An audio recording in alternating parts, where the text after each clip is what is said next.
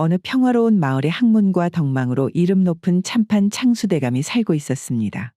그는 늙음하기 나이가 들어 갑수라는 아들을 하나 얻고는 더는 자식을 얻지 못하였는데요.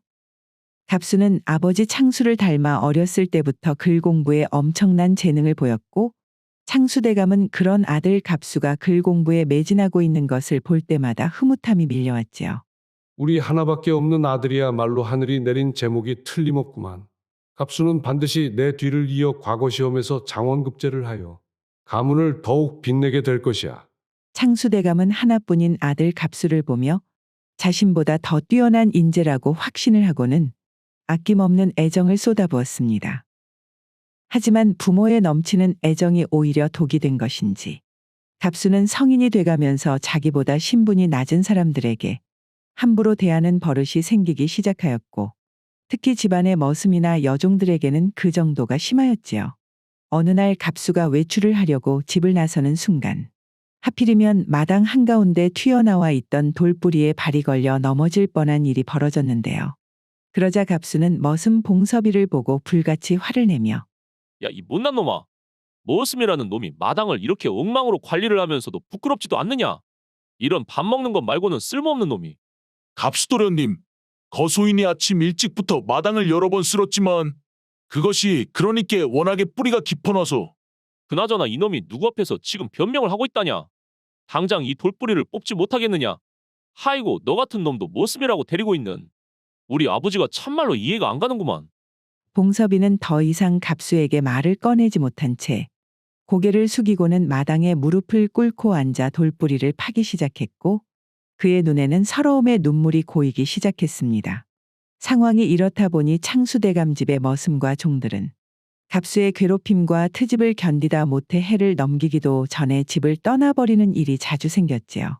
창수대감도 이런 상황을 모르고 있지는 않았지만 그는 다른 사람에게 함부로 하는 갑수를 볼 때마다 아이고 갑수의 정도가 지나치니 한 소리 해야겠지만 괜히 이제 와서 엄하게 꾸짖었다가 아이가 삐뚤어져서 글 공부에 관심을 끊어버리면 저걸 어떻게 해야 하나. 이렇게 생각하여 마음을 돌리고 또 돌리다 보니 결국 갑수는 점점 더 교만하고 버릇없는 모습으로 자라게 되었습니다. 그리하여 창수대감의 집에서는 물론 김참판이 사는 고을 전체에서도 감히 갑수에게 따끔하게 충고하거나 말을 건네는 사람조차 없었지요. 그렇게 하늘 무서운 줄 모르는 갑수에게 어느 날부터 기이한 일이 생기기 시작했는데요. 그것은 바로 갑수가 어느 날 밤부터 이상한 꿈을 반복해서 꾸기 시작한 것이었지요. 꿈속에서 갑수는 안개가 자욱한 들판에서 눈을 뜨게 되었고, 한참 동안을 안개를 뚫으며 걷다 보니 갑수 앞에 마치 신선과도 같은 하얀 백발의 노인이 모습을 드러내는 것 아니겠어요?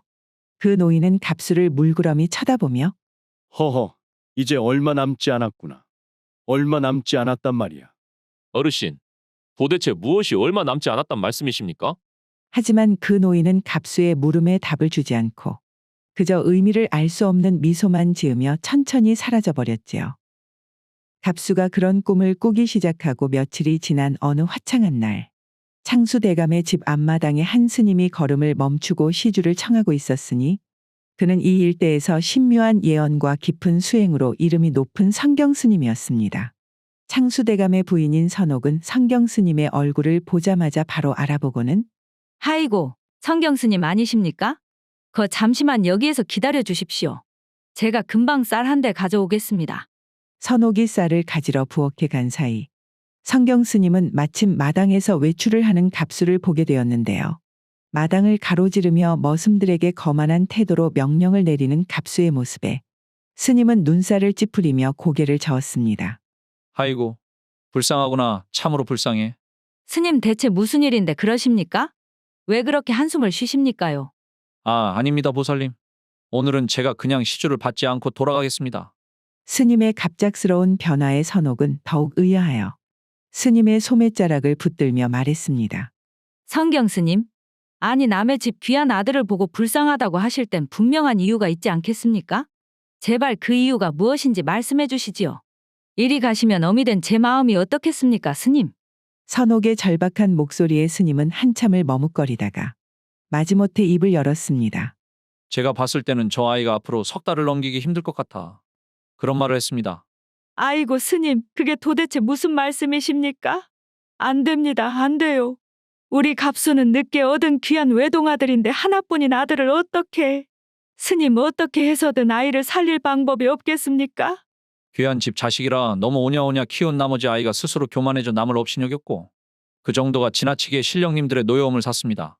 일단 아이가 명을 조금이라도 더 이으려면 여태껏 평생 느껴보지 못한 고생을 해봐야 할 것입니다. 그럼 저희가 어떻게 하면 되겠습니까?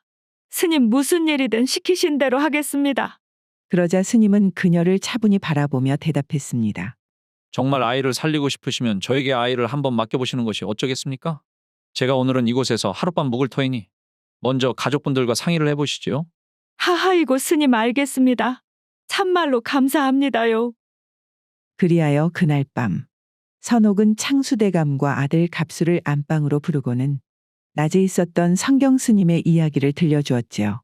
그러자 이야기를 들은 갑수는 점차 파랗게 얼굴이 질리기 시작하였는데요. 갑수야, 너 갑자기 왜 그러느냐? 네 뭔가 마음에 걸리는 일이라도 있는 것이냐? 사실 어머니 제가 최근 들어 이상한 꿈을 꾸기 시작했습니다요. 꿈에 백발의 백의를 입은 노인이 나타나 자꾸 제게 이제 시간이 얼마 남지 않았다고 말을 하고는 사라지는 것 아니겠습니까? 갑수의 말을 듣고 있던 창수대감도 무거운 표정으로 깊은 탄식을 내뱉으며 말했습니다. 저 성경 스님이 그리 용하다 하더니만 그것이 진짜 참말이었구만. 갑수야, 네 꿈과 스님이 말씀이 이리 일치하는 것을 보니 이것이 결코 그냥 넘길 수가 없겠구나. 너가 살기 위해서는 스님을 따라가서 스님이 시키는 일이라면 무엇이든 그대로 따를 수밖에 없을 것 같구나. 스님과 함께 말입니까? 하이고, 알겠습니다, 아버지 어머니. 아무리 봐도 별다른 방도가 없어 보이는 구만이요. 그날 밤 세 사람은 밤이 깊도록 잠을 이루지 못한 채 뒤척이며 알 수 없는 미래에 대해 불안해하며 밤을 지새웠습니다. 그리고 마침내 동이 터오자 갑수는 성경 스님과 함께 집을 나서려는데 갑수야 잠깐만 기다리거라. 선옥은 길을 나서려는 갑수를 붙잡으며 품에 고이 간직하고 있던 작은 보따리를 꺼내 갑수의 손에 쥐어주었지요. 이것은 최고급 비단으로 만든 도포이다. 혹여 나중에 네 출신을 밝혀야 할지도 모르니 잘 간직하면서 꼭 가지고 다니거라. 갑수는 보따리를 받아들고는 말없이 어머니의 손을 꼭 잡았습니다. 두 눈 가득 눈물이 맺힌 선옥은 울음을 애써 참으며 아들의 어깨를 다독였지요. 부디 건강하게 몸성이 다녀오거라 갑수야. 집을 나선 갑수는 성경 스님을 따라 깊고 으슥한 산길을 한참 동안이나 걸었습니다. 가는 길마다 발에 걸리는 돌멩이며 뾰족한 가시덤불이 그의 몸과 마음을 더욱 무겁게 하였지요. 그리고 얼마나 걸었을까 마침내 깊은 숲속 작은 초가집에 도착하게 되자 스님은 문 앞에 멈춰서서 갑수를 돌아보며 말했습니다. 갑수야, 이제부터는 네가 지금껏 누리던 귀한 생활을 전부 내려놓아야 한다. 네가 진정으로 명을 잇고 싶다면 이곳에서 힘든 노동을 통해 너의 허물을 뼈저리게 깨달아야 한단다. 알겠습니다, 스님. 명심하겠습니다요.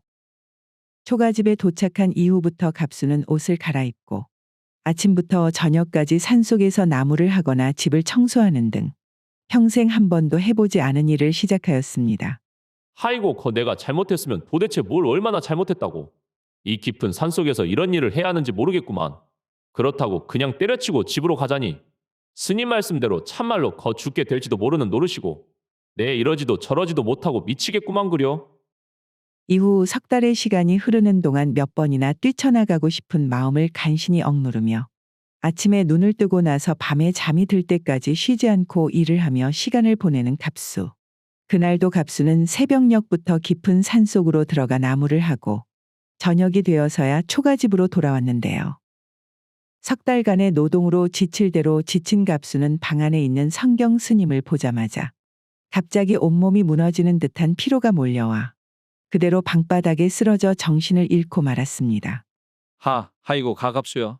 정신을 잃은 갑수는 다시 꿈속으로 빠져들었습니다. 꿈속에서는 익숙한 서늘한 기운과 함께 주위를 감싼 자욱한 안개가 천천히 밀려들었고 안개 속에서 백발의 신령님이 서서히 모습을 드러냈지요. 신령님, 제발 저를 데려가지 마십시오. 제가 이렇게 고생을 하고 있지 않습니까? 허허, 사실은 내가 너를 데려가고 싶지만 너를 보호하고 있는 저 스님의 법력이 너무나도 강력하여 내 함부로 너를 데려갈 수가 없구나. 그렇다면 신령님 이제는 저를 좀 놓아주시지요. 제가 정말로 제 죄를 뼈저리게 뉘우치고 있습니다요. 허허허. 죄를 뉘우치기는 이 녀석아. 너가 지금 하고 있는 고생은 이제 겨우 시작에 불과할 뿐이야. 너가 여태까지 저지른 죄는 겨우 이런 고생으로 풀 수 있는 문제가 아니지. 지난 석 달의 노동으로 이제 고생 끝이라고 생각했던 갑수는 신령님의 말에 몸을 떨며 두려움에 휩싸였습니다. 그럼 신령님, 앞으로 제가 어찌해야 하는 겁니까? 도대체 얼마나 이 더 고생을 해야 한단 말입니까? 너에게 3년이라는 시간을 더 주겠다. 앞으로 3년 동안 네가 진심으로 자신의 죄를 뉘우치며 그동안 너가 만든 업보를 청산하기 위해 부지런히 고생을 하면 내 그때 다시 생각해 보겠다. 하지만 3년이 지나도 여전히 너의 죄를 깨닫지 못한다면 그때는 어쩔 수 없이 너를 데려갈 수밖에 없을 것이다. 말을 마친 신령님은 갑수의 답을 듣기도 전에 다시 안개 속으로 천천히 사라졌습니다. 이윽고 꿈에서 깨어난 갑수. 그의 눈앞에는 성경 스님의 걱정스러운 얼굴이 보였습니다. 스님은 갑수가 깨어날 때까지 계속해서 갑수의 이마에 땀을 천으로 닦아주고 있었지요. 그래 평생 한 번도 제대로 된 노동을 해본 적이 없던 네가 이렇게 석 달 동안 고생을 했으니 결국 몸이 버티지 못하고 쓰러질 수밖에 없었겠지. 스님, 제가 쓰러져 있는 동안 신령님을 꿈에서 보았습니다. 갑수는 자신이 방금 꾼 꿈 이야기를 스님께 상세하게 이야기하였습니다. 갑수의 이야기를 듣는 내내 스님의 표정은 무겁게 변하였지요. 신령님께서는 마음이 아직 풀리지 않았나 보구나. 그나저나 그분께서 업보라고 하셨다고? 업보라고 하셨단 말이지. 갑수야, 지금까지 네가 네 삶을 돌이켜봤을 때 네가 가장 못되게 굴었던 이가 누구냐? 아마 우리 집에서 일하던 머슴들일 겁니다요. 그중에 특히 봉섭이라는 머슴을 제가 참 많이 괴롭혔지요. 갑수야, 아무래도 내가 보기에 네가 목숨을 부지할 수 있는 길은 바로 봉섭이와 같은 머슴의 입장이 되어 그 사람의 심정을 직접 몸으로 느끼고 그 아픔을 뼈저리게 느끼는 것밖에는 없어 보이는구나. 내일 날이 밝는 대로 산 아래 마을로 내려가 그곳에서 머슴이를 구해보거라. 제가 머슴이를 말입니까? 말을 마친 스님은 품속에서 옥피리를 꺼내어 갑수의 손에 건네었습니다. 스님, 이 피리는 무엇입니까요? 머슴 생활은 이곳의 생활보다 훨씬 더 힘들고 괴로운 일이 많을 것이다. 그곳에서 마음이 무너지고 더 이상 견디기 힘들 때면 이 피리를 꺼내불며 버티도록 하거라. 알겠습니다. 스님 명심하겠습니다요. 다음 날 아침 갑수는 성경 스님과 함께 머물던 산속 초가집을 뒤로하고 정처 없이 산길을 따라 걸었습니다. 아침 일찍부터 산을 내려오기 시작해서 해질녘이 되어서야 겨우 어느 낯선 마을 어귀에 도착한 갑수. 지친 몸으로 마을로 들어선 그는 이리저리 두리번거리다 마을 사람들에게 다가가 물었지요. 이보시오 어르신들, 이 마을에서 가장 큰 부잣집이 어딘지 좀 알려줄 수 있겠는가? 아니 있겠습니까? 마을 사람들은 낯선 행색의 갑수를 잠시 위아래로 훑어보더니 이내 입을 열었습니다. 아, 그야 마을 한가운데 있는 큰 기와집 이참봉댁이지. 참봉 어른이 원래 돈놀이로 크게 돈을 번 사람인데 얼마나 재산이 많았던지 원님까지도 돈으로 매수해서 참봉 벼슬자리까지 돈으로 샀다지 않나? 이 마을에서 재물로는 으뜸가는 양반이지.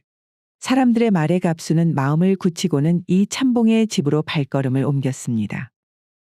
그리고 그곳에 도착한 갑수는 마음을 단단히 먹고 문 앞에 하인에게 자신이 온 이유를 설명하였습니다. 저 혹시 이 댁에서 머슴을 필요로 하지 않습니까? 일을 시켜만 주신다면 뭐든지 시키는 대로 열심히 하겠습니다. 하인은 잠시 망설이다가 이참봉을 부르러 안으로 들어가고 잠시 후 화려한 비단 옷을 걸친 이참봉이 걸어 나와 가늘게 눈을 뜨고 갑수를 빤히 바라보며 품평하듯 말했지요. 보아하니 제법 일로 단련된 몸 같은데 어디서 무슨 일을 하고 왔느냐? 산에서 석 달간 나무를 하고 힘든 자비를 하며 지냈습니다. 일을 시켜만 주시면 뭐든 다 할 수 있습니다. 이참봉은 갑수의 단단히 굳은 손과 다부진 몸을 보더니 만족스러운 미소를 지으며 말했습니다. 그래 마침 우리 집에서 일할 사람이 필요했는데 너라면 써먹을만 하겠어. 오늘부터 당장 일을 시작하도록 하거라. 감사합니다요, 참봉어른. 열심히 하겠습니다. 그렇게 갑수는 이참봉 댁 머슴으로 일을 하게 되었지요. 갑수가 모시게 된 이참봉에게는 2명의 딸이 있었습니다. 첫째 딸은 매양 그리고 둘째 딸은 춘심. 둘 다 아직 시집을 가지 않은 처녀들이었지요. 두 딸은 그 자태가 매우 아름다웠지만 성격은 같은 자매라고 하기에는 너무나도 달랐는데요. 첫째 딸 매양이는 성격이 까다롭고 도도하여 머슴이나 종들을 쉽게 하대하였고 조금만 거슬리는 일이 있으면 갑수에게도 예외 없이 불호령이 떨어졌습니다. 한 번은 매양이 갑수에게 새순물을 떠오라고 시키는 일이 있었는데 지금 이 차가운 물로 내 얼굴을 씻으라고 가지고 온 것이냐? 하이고 매양아 씨 제가 금방 다시 물을 데워 가지고 오겠습니다. 갑수가 매양이에게 사죄하고 다시 물을 가지러 가려는 찰나 매양이는 물이 담긴 세숫대야에 물을 그대로 갑수의 얼굴에 부어버리는가 하면 또 한 번은 갑수가 청소한 마당을 꼼꼼히 살피고는 머슴이 청소를 이따위로 하고서 지금 밥을 얻어먹겠다고 하는 것이냐? 뻔뻔한 것도 정도가 있는 것이지. 라며 빗자루를 들고 갑수의 등이며 어깨를 때리기 일쑤였습니다. 갑수는 산속에서 성경 스님과 함께 지낼 때와 달리 태어나 처음으로 서럽다는 기분을 느끼게 되었지요. 반면에 이참봉의 막내딸 춘심이는 언제나 친절한 미소로 갑수를 대해주었는데요. 그녀는 갑수의 옷이 찢어지면 언니 몰래 밤늦게 바느질로 꿰매어 주었고 그의 머리가 헝클어져 있으면 마치 친동생을 보살피듯 곱게 찬빛으로 빗겨주는가 하면 때때로 몰래 음식을 가져다 주기도 하였지요. 갑수야, 내 잔칫집에 다녀왔는데 너 생각이 나서 좀 싸왔으니 이따 방에 가서 몰래 먹거라. 하이고 춘심아 씨. 저 같은 머슴에게 이런 것을 다 참말로 감사합니다요. 갑수는 춘심이 자신에게 잘해줄 때면 오히려 매양이 구박을 할 때보다 더 마음이 아려오기 시작했습니다. 내가 우리 집 머슴 봉섭이에게도 춘심아 씨처럼 따뜻하게 대할 수도 있었을 텐데. 이렇듯 갑수는 춘심이의 온정을 받을 때마다 지난날 자신이 저지른 잘못의 크기가 피부로 느껴졌고 이제서야 진심으로 자신이 저지른 죄를 뉘우치기 시작하였지요. 나는 왜 춘심아 씨처럼 이렇게 따뜻하고 좋은 사람이 되지 못했을까? 봉섭이 너에게 따뜻한 말을 건네기는커녕 매양 아씨보다 더 매정하고 악독한 행동만 했으니 신령님들이 내게 벌을 주시는 것도 당연한 일이겠구나. 이후 시간이 가면 갈수록 갑수는 한결같이 자신에게 상냥하게 대해주는 춘심아 씨를 볼 때마다 그녀에 대한 마음이 점점 커지기 시작하였고 춘심이 역시 갑수가 다른 머슴들과 달리 조금도 쉬지 않고 아침부터 늦은 밤이 될 때까지 몸이 부서져라 일을 하는 모습에 묘하게 신경이 쓰이기 시작하였습니다. 갑수야, 넌 항상 뭐에 그리 쫓기듯이 일을 찾아서 하는구나. 가끔은 다른 머슴들처럼 눈치껏 좀 쉬어가며 일을 해도 될 텐데 어찌하여 그렇게 쉼도 없이 자신을 몰아세우느냐? 그저 해야 할 일이 많아서 그렇습니다요, 춘심아 씨. 이렇게 쉬지 않고 일을 하니 벌써 또 옷이 해지고 말았구나.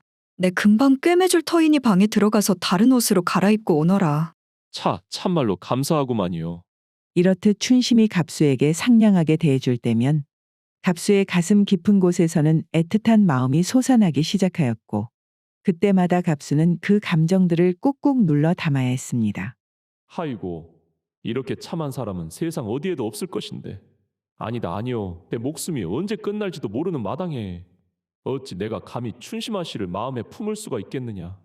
갑수는 한숨을 깊게 내쉬고는 그저 춘심이의 모습을 멍하니 바라볼 뿐이었습니다. 갑수에게 그녀는 이루어질 수 없는 꿈이었지요. 이후 시간은 빠르게도 흘러 갑수가 이참봉의 집에서 머슴살이를 시작한 지 어느덧 3년이 흘렀습니다. 하루는 이웃 마을에 사는 천석군 부자 장이방의 집에서 성대한 잔치가 열리게 되었는데 이참봉의 가족 역시 초대를 받아 그곳에 참석하기로 하였지요. 춘심아, 이번 장이방네 잔치에서 말이다. 그 집 아들이 지금 한창 신부감을 구하고 있다고 하는데 듣자 하니 장이방이 너를 눈여겨보고 있다고 하지 않겠냐? 그 장이방이 앞으로 뒤로 재산을 어마어마하게 모아놓은 사람이니 너 오늘은 되도록 곱게 단장을 하고 가야겠다잉.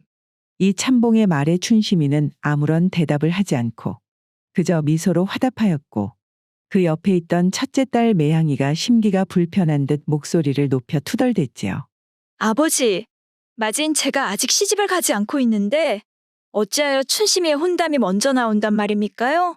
더군다나 그런 부잣집에 말이어요. 그런 좋은 혼처가 있으면 마땅히 첫째인 제가 먼저 가는 게 당연하지 않겠습니까요? 매양아, 너 역시 좋은 혼처를 찾을 기회는 많을 게다. 이번에는 그저 춘심이에게 좋은 기회가 찾아온 듯하니 너가 이번만 좀 양보를 해야 쓰겠구나. 에이, 아버지. 이 근방에서 그 집보다 더 좋은 혼처가 어디에 있다고. 저 맹한 춘심이보다는 저같이 딱 부러지는 사람이 그 집과 훨씬 더 잘 어울리지 않습니까요? 이참봉은 화를 내는 첫째 딸 매양이를 달래가며 가족들과 함께 이웃마을 잔칫집으로 향했습니다. 그리고 마당에서 청소를 하는 척을 하며 이참봉의 말을 듣게 된 갑수. 그는 갑작스러운 춘심이의 혼담에 그동안 마음속 깊은 곳에 고이 묻어두었던 감정이 순간 폭풍처럼 흔들리기 시작하였지요. 추후 춘심아 씨가 시집을 가게 될지도 모른다니. 안 되겠구만. 내 춘심아 씨를 보낼 때 보내더라도 한 번이라도 내 진짜 모습을 보여줘야 후회가 남지 않지. 그래, 이렇게는 보낼 수가 없는 일 아니겠어. 갑수는 흑투성이인 얼굴을 맑은 물로 말끔히 세수를 하고 동백기름으로 머리를 깔끔하게 빗고는 어머니에게 받았던 고급 비단 도포를 꺼내 입고선 아무도 모르게 조용히 집에서 빠져나와 이웃 마을 장이방네 잔칫집으로 향했습니다. 긴장된 마음을 간신히 억누르며 이웃 마을 장이방의 집에 도착한 갑수. 그가 천천히 발걸음을 옮기며 대문 안으로 들어서자 장이방 집 머슴들은 갑수의 모습을 보고는 그를 지체 높은 양반집 자제로 여기고 자리로 안내했습니다. 그리하여 자리를 잡게 된 갑수는 시선을 돌리다 문득 건너편에 이참봉의 가족들이 있는 자리를 발견하였고 춘심이에게 손짓하여 그녀의 관심을 끌어보려 했으나 그녀는 주변 사람들과 대화에 빠져 있어 갑수를 보지 못하고 있었지요. 이렇게까지 준비를 하고 왔는데도 춘심아 씨가 날 보지 않는구만. 아, 그렇지 않아도 흥겨운 잔칫날이니 이것을 이용하면 되겠구나. 갑수는 아쉬운 마음의 품속에서 옥피리를 꺼내 불기 시작하였습니다. 갑수가 불기 시작한 옥피리의 소리는 곧바로 잔칫집의 왁자지껄한 분위기를 잠재웠고 그 맑고 신묘한 소리에 모두가 숨을 죽이고 피리 소리에 빠져들었지요. 하하이고 내 평생 이렇게 맑은 소리는 처음이구만. 선비님 누구신지는 모르겠으나 참으로 기가 막힌 소리입니다요. 갑수가 연주를 마치자 사람들은 갑수에게 찬사를 보내었고 하나 둘 갑수에게 술을 권하기 시작하였습니다. 그리고 그 와중에 갑수에게 다가오는 여인이 있었으니 그녀는 자신을 그토록 괴롭히던 이참봉의 첫째 딸 매양이었지요. 아니, 이거 큰일이구만. 내 춘심 아씨만을 생각해서 온 것인데 매양 아씨가 나를 알아볼 것이라고는 전혀 생각도 못했구만. 이거 뭐라고 말을 해야 하나? 선비님은 도대체 어디에서 오신 분이시길래 피리로 이렇게 사람의 마음을 깊이 울리는 소리를 내십니까요? 내 살면서 그런 고운 소리는 처음 들어보는구만요. 저는 옆마을에 사는 매양이라고 합니다. 선비님께서 허락하시면 제가 술 한 잔 올리고 싶습니다. 갑수는 그제야 매양이 자신을 전혀 알아보지 못했다는 것을 깨닫고는 매양의 눈길을 피하며 말했습니다. 저는 그저 길을 가던 떠돌이 선비일 뿐입니다. 하도 잔치가 흥겨워 보이길래 잠시 들렸을 뿐입니다. 그래, 사람들은 나를 본 것이 아니라 내 비단 도포만을 보고 나를 높이 대하는 것이고 진짜 나에 대해서는 아무 관심도 없는 것이구나. 이제 보니 내가 살아온 인생이 지금 내가 입고 있는 이 비단옷 같은 허울뿐이었구만. 그래. 갑수가 그렇게 씁쓸한 자각을 하고 있는 사이에 그는 사람들 틈 너머에서 자신을 가만히 응시하고 있는 춘심이의 눈길을 느꼈습니다. 그녀는 묘한 표정으로 조금의 의심과 호기심이 담긴 눈으로 갑수를 빤히 바라보고 있었고 갑수는 순간 마음속에 창피함이 밀려와 얼굴이 빨개지기 시작했지요. 아이고, 나 역시 다른 사람들과 다를 게 없었구만.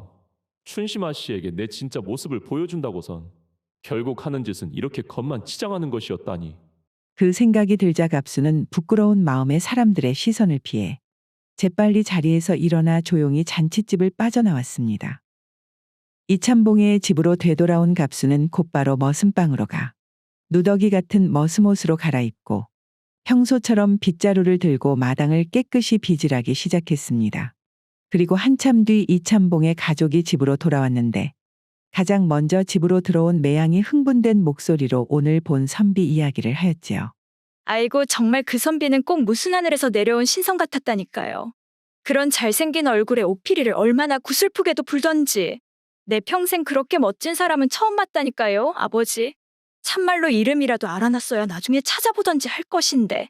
지금 생각해도 아쉬워 죽겠구만요. 매양은 연신 그 선비 이야기를 하며 말을 이어가다 갑자기 마당에서 빗자루질을 하고 있는 갑수를 조용히 쳐다보더니 잠깐만, 얘 갑수야. 너 지금 오, 오메 아까는 잘 넘어가나 했더니 역시 매양아 씨가 나를 알아보는구나. 얘 이게 지금 마당 청소를 마친 것이니? 걸을 때마다 자갈이 발에 걸려 서걱서걱 소리가 들리지 않느냐? 오늘은 내 특별히 기분이 좋으니 그냥 넘어가 마. 너 참말로 운 좋은 줄 알아라. 아, 아씨 참말로 죄송합니다요. 한다고 한 것인데 이것이. 이후 매양이를 뒤따라오던 춘심이 갑수가 혼나는 모습을 묘한 눈으로 바라보더니 그에게 다가가 나지막히 말을 걸었습니다. 갑수야, 잠깐만 너 나 좀 따라오너라. 갑수를 조용히 행랑채로 데리고 간 춘심이. 그녀는 갑수를 앞에 두고 한참 동안 생각에 잠기더니 이내 입을 열었지요. 갑수야, 너 아까 장희방 어른네 잔치에 오지 않았니? 춘심아 씨, 저는 온종일 이곳에서 마당을 쓸고 있었는데 거기가 어디라고 제가 가겠습니까요? 갑수야, 너 바른 대로 말하거라. 아까 네가 입고 있던 그 도포는 무엇이며 또 그 오피리는 도대체 어디서 난 것이냐? 춘심아 씨께서 도대체 무슨 소리를 하시는지 저는 정말 모르겠습니다요. 제 주제에 도포며 옥피리 같은 것을 가지고 있을 리가 없지 않겠습니까? 그래? 그럼 너 잠깐만 가만히 있어 보거라. 춘심이는 갑수가 끝까지 시치미를 떼자 갑자기 미소를 띠며 손을 뻗어 갑수의 머리 뒤를 살며시 만지더니 갑수에게 작은 댕기 조각을 하나 내밀었지요. 갑수야, 네가 그 잔치에서 사람들에게 둘러싸여 있을 때 몰래 댕기 조각을 잘라 네 귀 뒤쪽에 꽂아 놓았단다. 이래도 계속 시치미를 뗄 셈이냐? 오, 오메 아씨. 아씨는 그때 분명 제 근처에 오지도 않으셨는데 대체 어느 틈에 그 댕기 조각을 제 머리 뒤에 꽂아 넣으셨단 말입니까요? 그러자 춘심이는 그제야 웃음을 터뜨리며 갑수의 얼굴을 바라보았지요. 하하, 역시 그 선비가 너였구나. 나는 혹시나 해서 방금 댕기를 잘라 너를 떠본 것이었는데 이제 너 스스로 자백을 한 셈이 되었구나. 그 말을 듣고서야 갑수는 자신이 춘심이의 꾀에 넘어갔다는 사실을 깨닫고는 고개를 숙이며 항복하듯 말했습니다. 하이고, 춘심 아씨에게는 정말 못 당하겠습니다요. 제가 정말 창피해서라도 말하지 않으려 했는데 갑수는 깊은 한숨을 내쉬며 자신의 출신부터 지금까지 숨겨왔던 모든 이야기를 춘심이에게 털어놓기 시작했습니다. 자신이 김참판 대감의 아들인 이야기, 그리고 신령님의 경고로 인해 머슴 생활을 하며 참회의 시간을 보내고 있었다는 사실까지 모두 말이죠. 춘심 아씨, 고백하자면 송구스럽지만 아씨께서 제가 머슴임에도 상관하지 않고 저를 아껴주시는 모습에 저도 모르게 아씨를 마음에 두게 되었구만요. 그래서 아씨께서 혹시 시집을 가게 될지 모르니 단 한 번이라도 제 모습을 보여드리면 혹여나 아씨의 마음이 변하지라도 않을까 하는 어리석은 생각에 잔치집에 간 것입니다. 갑수의 진심 어린 고백에 춘심이는 대답 대신 미소로 화답하며 여전히 그를 따뜻한 눈빛으로 바라보았습니다. 갑수야, 네가 그 잔치에서 급하게 돌아와 옷을 갈아입느라 머리가 온통 헝클어졌구나. 이리 오너라. 내 네 머리를 곱게 빗어주겠다.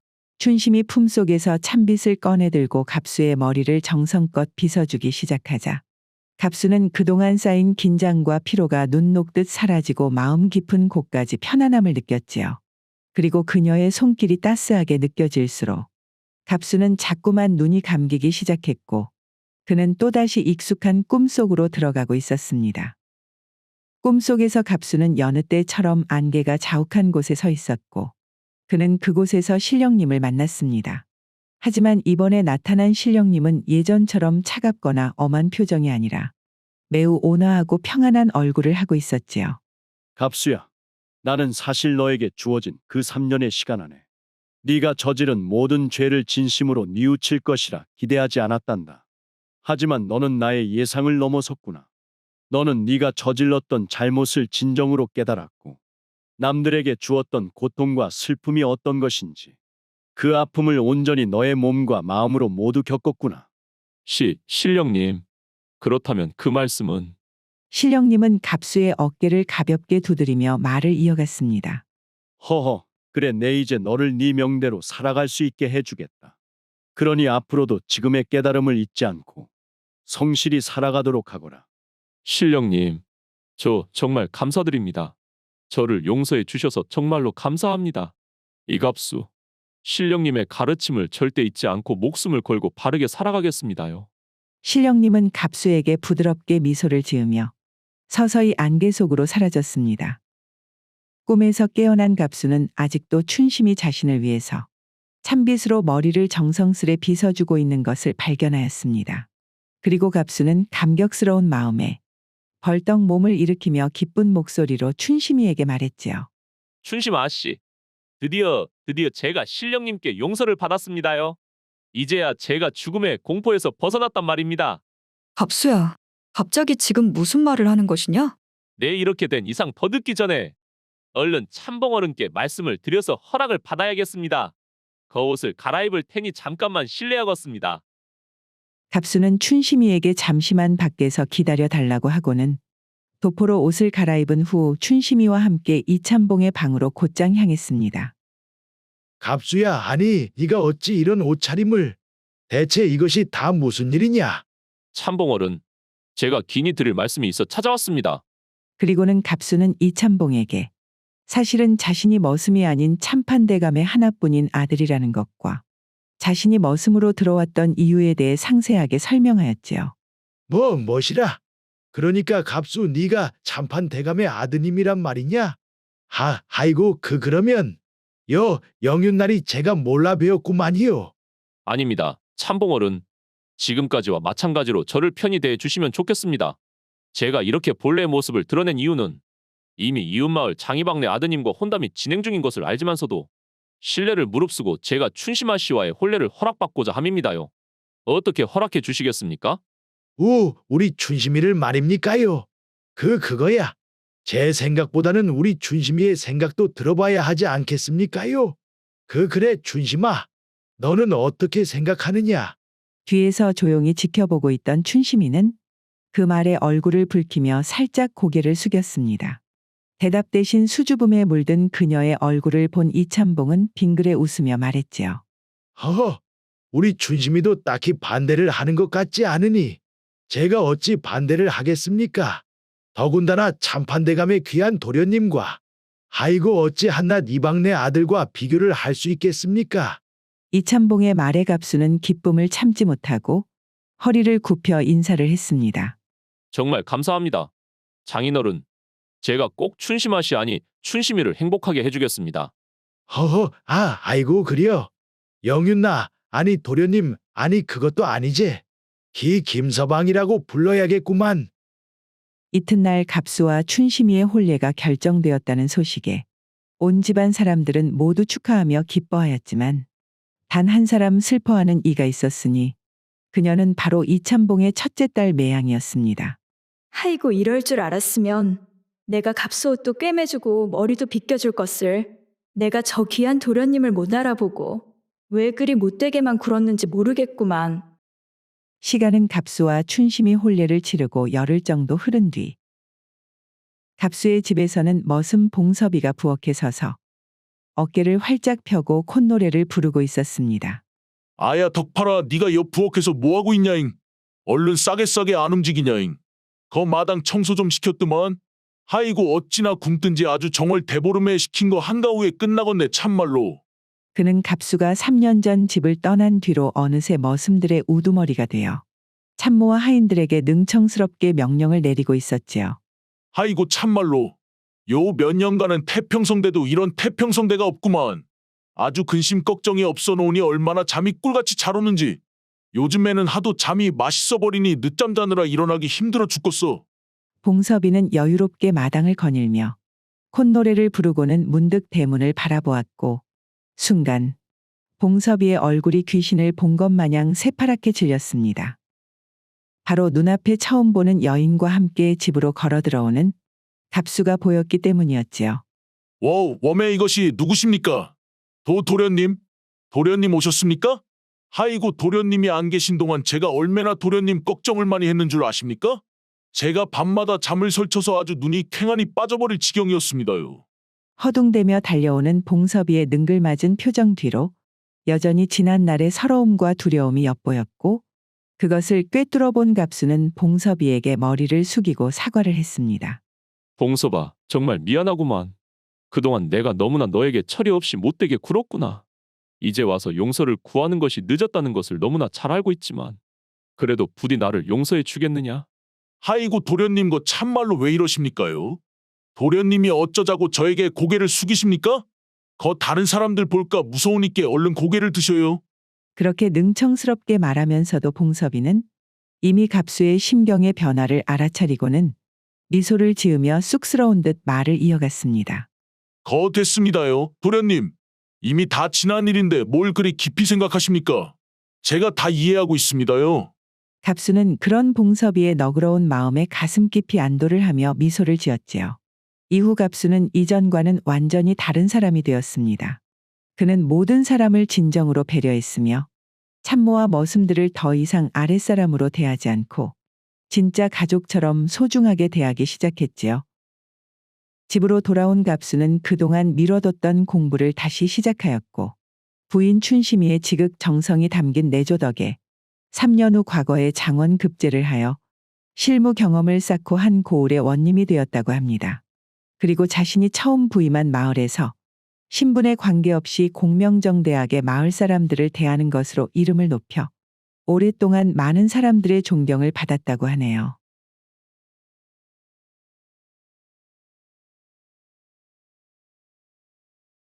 오늘의 고전여행 이야기는 이것으로 마치겠습니다. 오늘도 부족하지만 긴 영상 봐주신 여러분들께 감사드리며 항상 가정의 평안이 깃들기를 바라겠습니다. 그럼 저는 다음 영상으로 다시 찾아뵙겠습니다. 감사합니다.